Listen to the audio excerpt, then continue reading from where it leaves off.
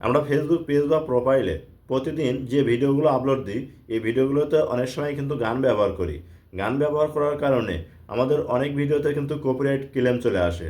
আবার অনেকেই করে কি, আমাদের ভিডিওতে কিন্তু রিপোর্ট মারে। আর এই রিপোর্ট মারার কারণেই আমাদের পেজটা কিন্তু ডাউন হয়ে যায়, বা অনেক সময় দেখা যায় আমাদের পেজ কিন্তু একবারে ডিজেবল হয়ে যায়।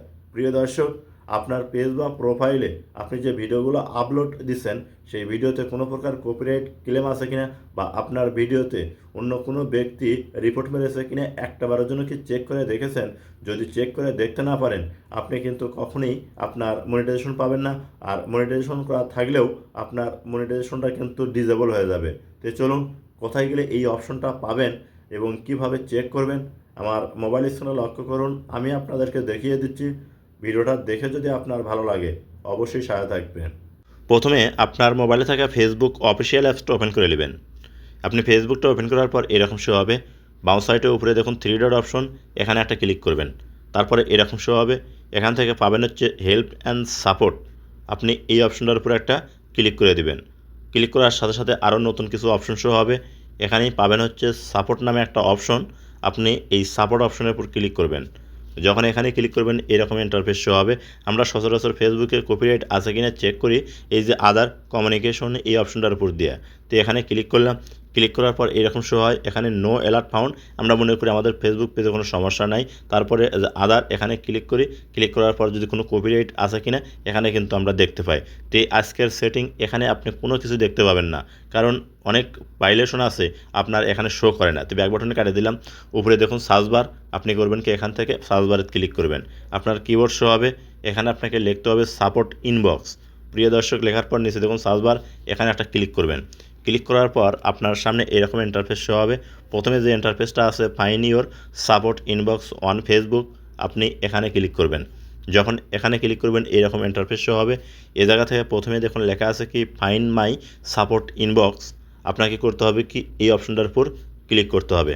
যখন এখানে ক্লিক করবেন দেখবেন এরকম ইন্টারফেস শো হবে। এখান থেকে পাবেন হচ্ছে ওপেন সাপোর্ট ইনবক্স। আপনি এই অপশনটার উপর একটা ক্লিক করে দিবেন। যখন এই অপশনটার উপর আপনি ক্লিক করবেন দেখবেন আপনার সামনে নতুন একটা ইন্টারফেস শো করবে। তো আপনার সামনে এরকম শো হবে। এখন প্রথমে দেখুন লেখা আছে কি রিপোর্ট অ্যাবাউট আদার। আপনাকে এই অপশনটার উপর ক্লিক করতে হবে।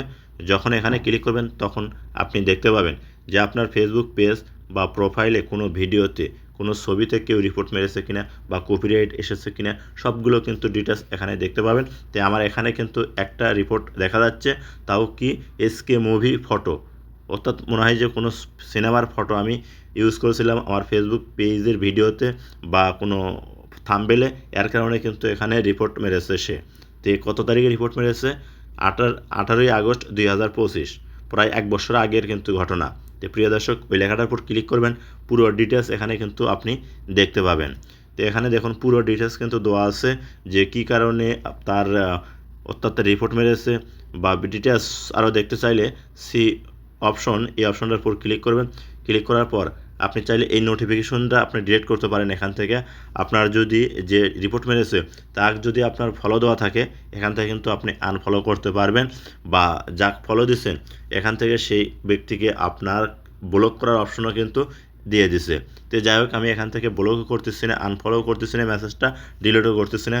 শুধু আপনাদের বোঝানোর সুবিধার্থে যে আপনার ফেসবুক পেজ বা প্রোফাইলে যে অপশনগুলো চেক করে নিশ্চিত হন যে কোনো কপিরাইট আছে কিনা বা কোনো ভায়োলেশন আছে কিনা, ওইভাবে কিন্তু চেক করে আপনি নিশ্চিত হতে পারবেন না।